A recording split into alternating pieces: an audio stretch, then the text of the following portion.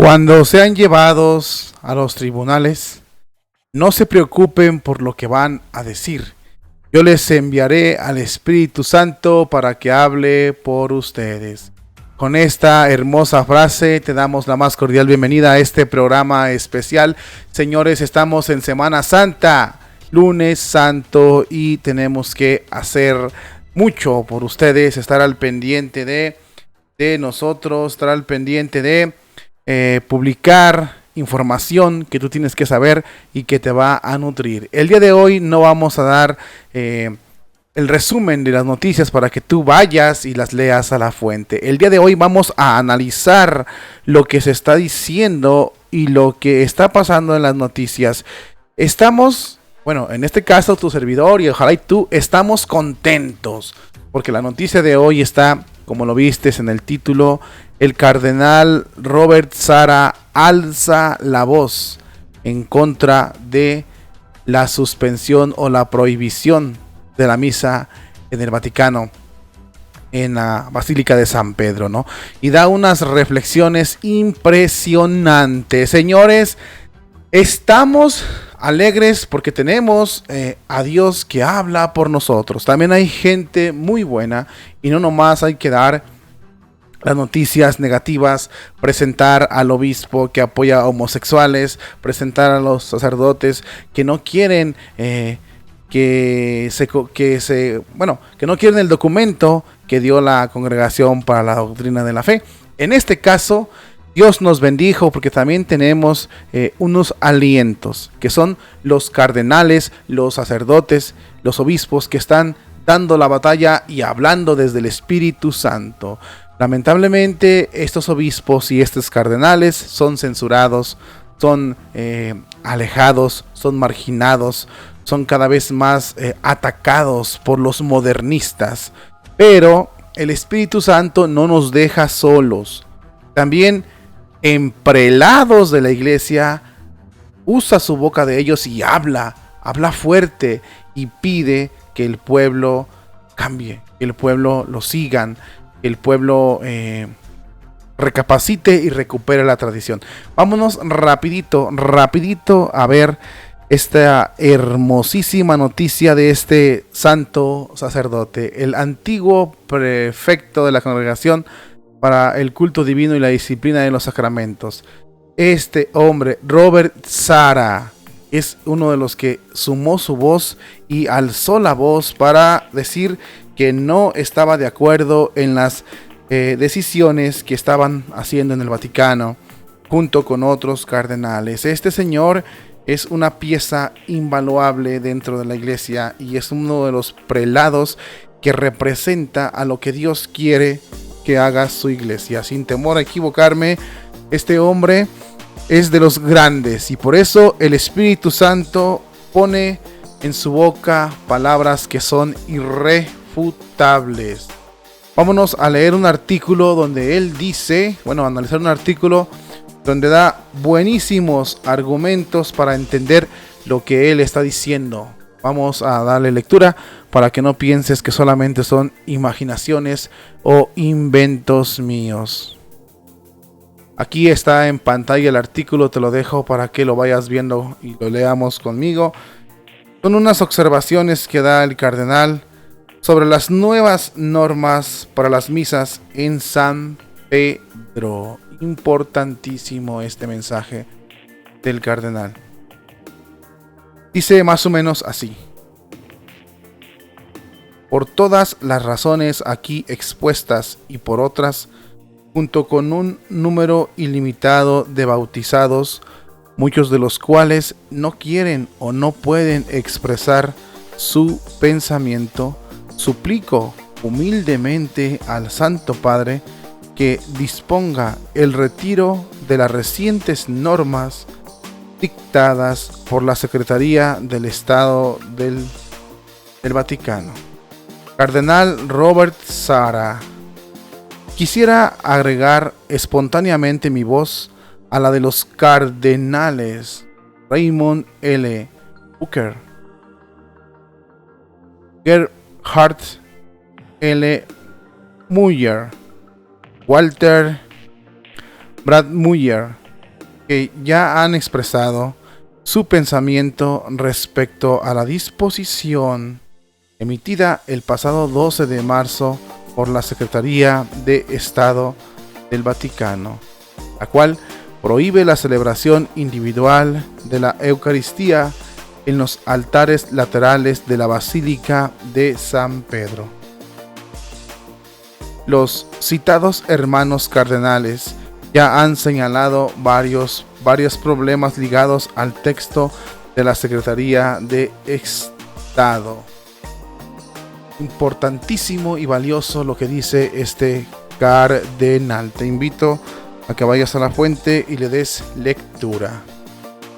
Dice lo siguiente: como excelente canonista que es el cardenal Burke, ha puesto en evidencia los considerables problemas jurídicos, además de aportar otras consideraciones útiles. El cardenal Muller ha remarcado también una cierta falta de competencia, o más bien de autoridad, por parte de la Secretaría de Estado al emitir la decisión en cuestión. Su eminencia, que es un teólogo de renombre, también hizo algunas alusiones rápidas pero sustanciales a ciertas cuestiones teológicas relevantes. El cardenal Brad Muller se centró en la cuestión de la legitimidad de ese uso de la autoridad y también especuló en base a su sensibilidad como gran historiador de la Iglesia, que la decisión sobre las misas en la Basílica podrían representar un globo de ensayo en vista de futuras decisiones que podrían interesar a la Iglesia universal. Si esto fuera cierto, resulta todavía más necesario que tanto los obispos, los sacerdotes y el santo pueblo de Dios hagamos oír con respecto nuestra voz. Es por ello que propongo a continuación algunas breves reflexiones. Estas son reflexiones del cardenal Robert Sarah. Número 1. El Concilio Vaticano II manifestó ciertamente la preferencia de la Iglesia por la celebración comunitaria de la liturgia. La Constitución Sacrosanctum Concilium enseña en el número 27: siempre que los ritos impliquen, según la naturaleza particular de cada uno, una celebración comunitaria marcada por la presencia y la participación activa de los fieles, debe inculcarse que ésta debe preferirse en la medida de lo posible a la celebración individual y casi privada. Inmediatamente después, en el mismo párrafo, los padres conciliares, quizás previendo el uso que se podría hacer de sus palabras después del concilio, añaden: esto se aplica sobre todo a las celebraciones de la misa, aunque toda misa tiene siempre un carácter público y social, y a la administración de los sacramentos. La misa, entonces, aunque la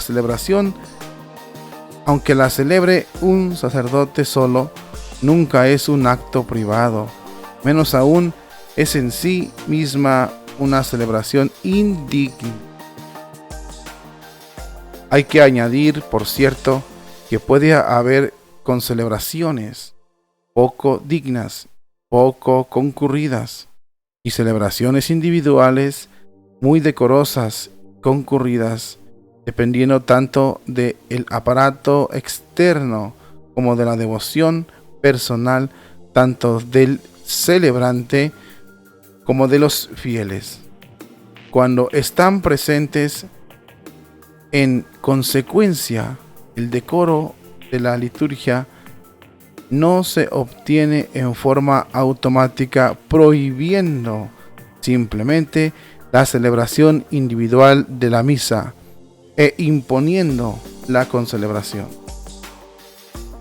En el decreto Presbyterianum Ordinis, además, el Vaticano II enseña: en el misterio del sacrificio eucarístico, en el que los sacerdotes desempeñan su función principal, se ejerce interrumpidamente la obra de nuestra redención, por lo que se recomienda vivamente su celebración diaria, que es siempre un acto de Cristo y de su Iglesia, incluso cuando no es posible que los fieles asistan. No solo se confirma aquí que incluso cuando el sacerdote celebra sin el pueblo, la misa sigue siendo un acto de Cristo y de la Iglesia, sino que se recomienda también su celebración diaria. San Pablo VI, en su encíclica Mysterium Fidei, retornó ambos aspectos, los confirmó con palabras aún más incisivas.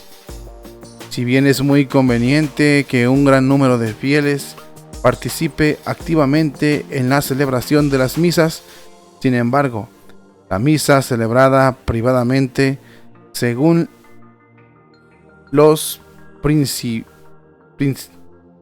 prescripciones y tradiciones de la Santa Iglesia, pero un sacerdote con solo un ministro auxiliar, no debe ser reprobada, más bien debe ser aprobada, porque de tal misa se deriva una gran abundancia de gracias particulares en beneficio tanto del propio sacerdote como del pueblo fiel y de toda la Iglesia, más aún todo el mundo, gracias que no pueden obtenerse en la misma medida por medio de la sola comunión. Todo esto es reconfirmado por el canon 904 del Código de Derecho Canónico. En resumen, siempre que sea posible, se prefiere la celebración comunitaria, pero la celebración individual por parte de un sacerdote sigue siendo obra de Cristo y de la Iglesia. El magisterio no solo no la prohíbe, sino que la aprueba y la recomienda. Que los sacerdotes celebren la Santa Misa todos los días, porque de cada misa fluye una gran cantidad de gracias para el mundo entero. 2. A nivel teológico, al menos dos posiciones que sostienen actualmente los expertos respecto a la multiplicación del fruto de la gracia debido a la celebración de la misa. Según una opinión que se desarrolló en la segunda mitad del siglo XX, el hecho de que 10 sacerdotes concelebraran la misma misa o que celebraran individualmente 10 misas no hace ninguna diferencia en cuanto al don de la gracia que Dios ofrece a la Iglesia y al mundo.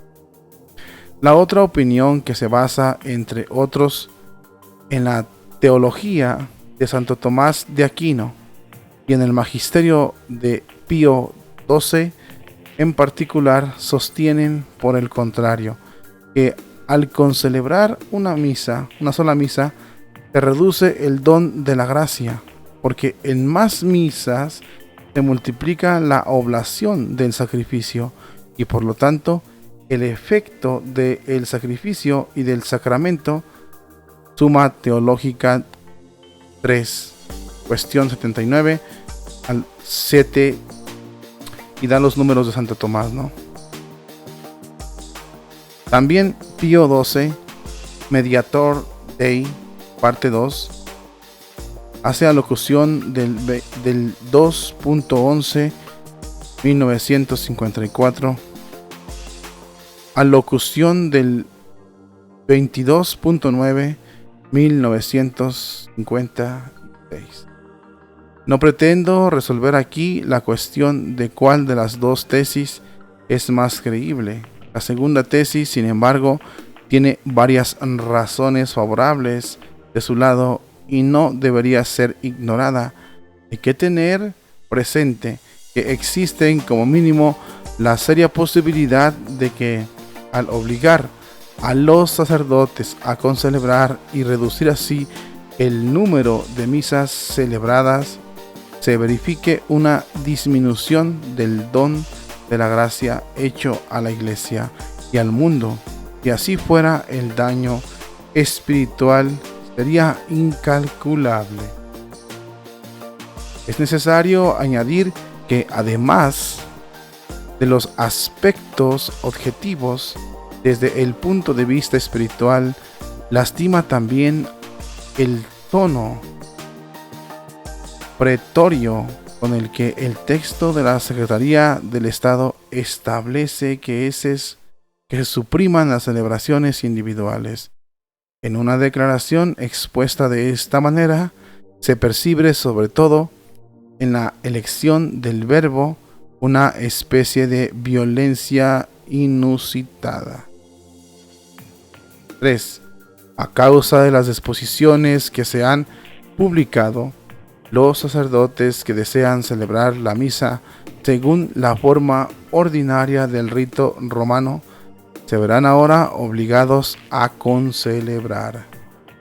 También es un hecho singular forzar a los sacerdotes a concelebrar. Los sacerdotes pueden concelebrar si lo desean, pero se les puede imponer la concelebración.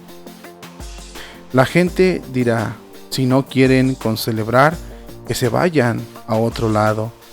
Pero ¿es este el espíritu de acogida de la Iglesia que queremos encarnar? ¿Es este el simbolismo expresado por la columnata de Bernini delante de la basílica, que representa idealmente los brazos abiertos de la Madre Iglesia que acoge a sus hijos? Muchos sacerdotes vienen a Roma en peregrinación. Es muy normal que ellos, aunque no tengan un grupo de fieles que les siga, alimenten el seno y hermoso deseo de poder celebrar la misa en San Pedro, quizás en el altar dedicado a un santo por el que tienen especial devoción. ¿Durante cuántos siglos la basílica ha acogido a estos sacerdotes? ¿Y por qué ahora quieren acogerlos más si no aceptan la imposición de la concelebración? Por otro lado, por su naturaleza, la concelebración, tal como fue concebida y aprobada por la reforma litúrgica de Pablo VI, es más bien una concelebración de presbiterios con el obispo, que al menos ordinariamente en el día a día una concelebración de presbíteros solos anotaría al margen que esa imposición acontece mientras la humanidad está combatiendo contra, ya sabes qué, lo que hace menos prudente la concelebración. 4.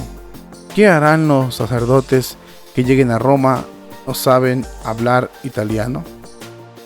¿Cómo harán para concelebrar en San Pedro, donde las concelebraciones se celebrarán solo en italiano? Por otra parte, incluso si se hiciera una corrección en ese sentido, permitiendo el uso de 3 o 4 idiomas, esto nunca podría cubrir el gran número de idiomas en los que sigue siendo posible celebrar la Santa Misa. Los 3 hermanos cardenales mencionados anteriormente ya han citado el canon 902 del Código de Derecho Canónico, el cual hace referencia Sacrosanctum Concilium número 57, que garantiza a los sacerdotes la posibilidad de celebrar personalmente la Eucaristía. También en este sentido, sería triste que se dijera: ¿quieres hacer uso de ese derecho? Vayan a otra parte. Quisiera añadir también la referencia al canon 928. La celebración eucarística debe realizarse en latín o en otra lengua, siempre que los textos litúrgicos hayan sido legítimamente aprobados. Este canon prevé, en primer lugar, que las misas se celebren también en latín, pero esto no puede hacerse ahora en la basílica, salvo la celebración en forma extraordinaria, sobre la cual volveré más adelante. En segundo lugar, el canon prevé que se pueda celebrar en otro idioma y se han aprobado los libros litúrgicos correspondientes, pero ni siquiera esto puede hacerse ahora en San Pedro, a no ser que el celebrante vaya acompañado de un grupo de fieles, en cuyo caso, siguiendo las nuevas normas, será desviado, a todo caso, a las grutas vaticanas, quedando así el italiano como única lengua permitida en la basílica. La Basílica de San Pedro debería servir de ejemplo para la liturgia de toda la Iglesia, pero con estas nuevas normas se imponen criterios que no se tolerarían en ningún otro lugar, porque violan tanto el sentido común como las leyes de la Iglesia. De todos modos, no es solo una cuestión de leyes, ya que aquí no se trata de un mero formalismo, además de respeto, aunque obligado, a los cánones. Lo que está en juego aquí es el bien de la Iglesia y también el respeto que la Iglesia ha tenido siempre por las variedades legítimas. La elección por parte de un sacerdote de no concelebrar es legítima y se debería respetar, y la posibilidad de poder celebrar individualmente la misa debería estar garantizada en San Pedro, dado el derecho común, pero también el altísimo valor simbólico de la basílica para toda la Iglesia. 5. Las decisiones tomadas por la Secretaría de Estado también dan lugar a una heterogeneidad de fines. Por ejemplo, no parece que el texto pretenda ampliar el uso de la forma extraordinaria del rito romano, cuya celebración queda relegada por las recientes disposiciones a las grutas que están debajo de la basílica. Pero en base a las nuevas normas, ¿qué debería ser un sacerdote que deseara legítimamente seguir celebrando la misa en forma individual? ¿No tendría más remedio que celebrarla en la forma extraordinaria, ya que se le impide celebrarla individualmente en la forma ordinaria? ¿Por qué se prohíbe celebrar la misa de Pablo VI en forma individual en la Basílica de San Pedro, cuando, como se informó anteriormente, el propio Papa Mancini aprobó esta forma de celebrar en la encíclica Mysterium Fidei? 6.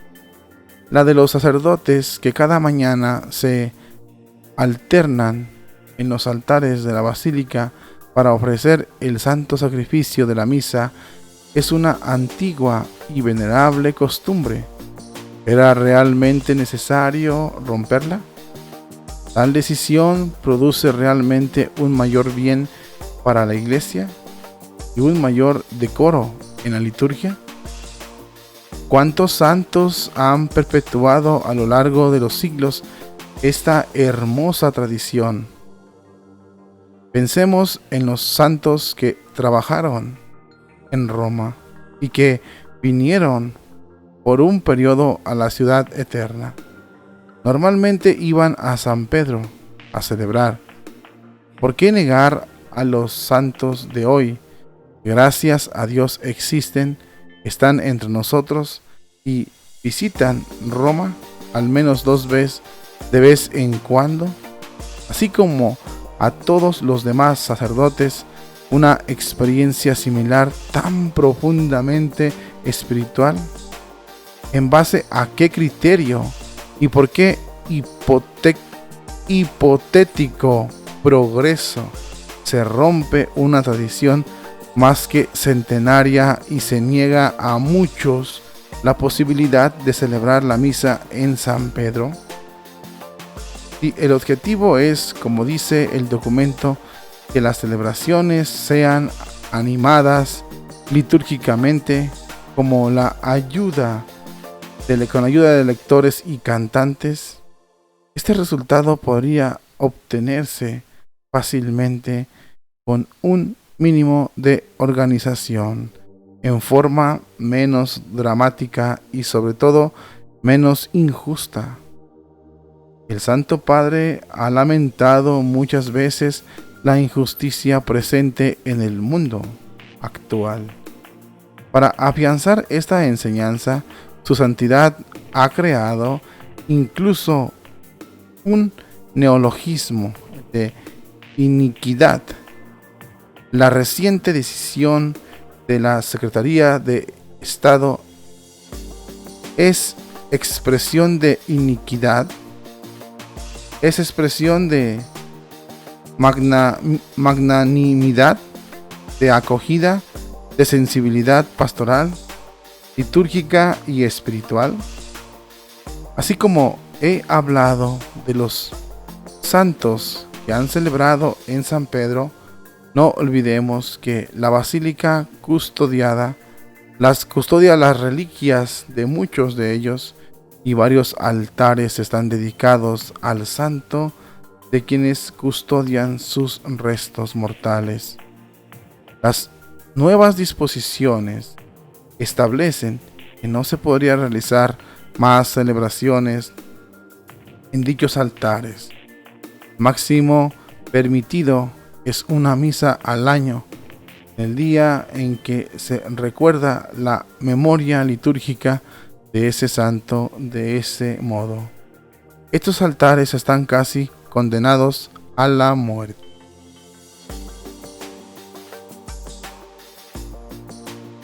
El rol principal, por no decir único, de un altar es de hecho que en él se ofrezca el sacrificio eucarístico. La presencia de las reliquias de los santos bajo los altares tiene un valor bíblico, teológico, litúrgico y espiritual tan grande que no hace falta ni mencionar con la nueva normativa los altares de San Pedro. Están destinados a servir salvo un día al año solo como tumbas de santos, sino como meras obras de arte.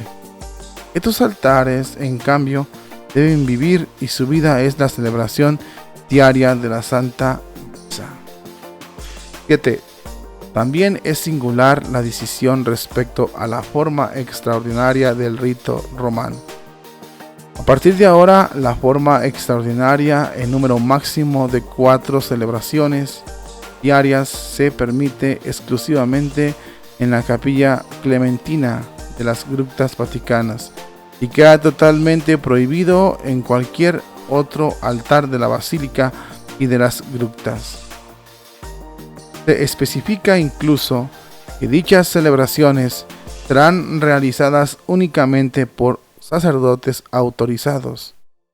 Esta indicación, además de no respetar las normas contenidas en el Motu Proprio Sumorum Pontificum de Benedicto XVI, es también ambigua.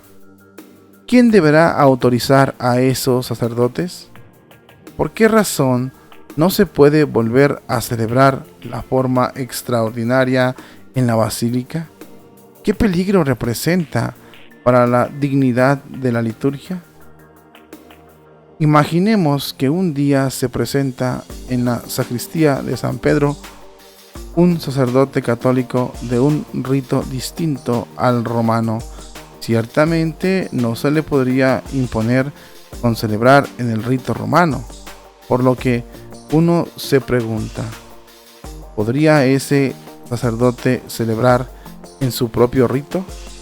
La Basílica de San Pedro representa el centro del catolicismo, por lo que cabrían pensar espontáneamente que una celebración de este tipo sería permitida. Pero si se puede realizar una celebración según uno de los otros ritos católicos, para la Iglesia de derechos serían tanto más necesario reconocer la libertad de los sacerdotes del rito romano para celebrar en la forma extraordinaria del mismo. Por todas las razones aquí expuestas y por otras, junto con un número ilimitado de bautizados, muchos de los cuales no quieren o no pueden expresar su pensamiento, suplico humildemente al Santo Padre que disponga el retiro de las recientes normas dictadas por la Secretaría de Estado, las cuales faltan tanto a la justicia como al amor, no corresponden a la verdad ni al derecho y no facilitan, sino que más bien ponen en peligro el decoro de la celebración, la participación devota en la misa y la libertad de los hijos de Dios. ¡Wow! Magnífico el artículo y el discurso del cardenal Robert Sarah. Te voy a dejar aquí el link para que vayas a ver la información y la leas si quieres por tu cuenta de los dos artículos de este cardenal, que es uno que se puso en resumen en Info Católica y el otro que es el que leímos, que es más amplio. Es muy importante que tengamos en cuenta esto, este cardenal. Las cosas o las obras hablan por su cuenta. Está más que evidente el abuso de las autoridades de la Secretaría de Estado del Vaticano, cómo han ido persiguiendo la misa. El cardenal, lógicamente, es un hombre que habla pues muy exquisitamente pulcro, muy adecuado, muy correcto. Naturalmente es un hombre de Dios. Bueno, nosotros aquí cometemos un que otro error, se nos salen palabras que quizás no deberíamos usar, se nos salen discursos o a veces una cosa un poco fuera de tono, ¿verdad? Pero bueno, nosotros pues somos simples mortales. Gracias a Dios existen hombres como este. Yo no leí quizás bien el artículo o no sé si lo entendiste bien. Dejo el link en la fuente para que vayas y lo leas por tu cuenta.